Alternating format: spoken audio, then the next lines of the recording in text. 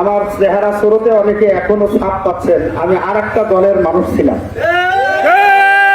আমি ছাত্র সংগঠনের, সেই সংগঠনের আমি উপজেলার সভাপতি ছিলাম।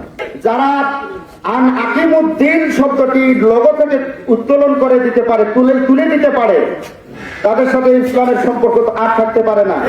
আজ এবং স্লোগান দিয়ে আসছে আল্লাহর আইন চাই, সৎ লোকের শাসন চাই, এখন আছে একজন নেতার মুখে এই স্লোগান আমরা পাই না।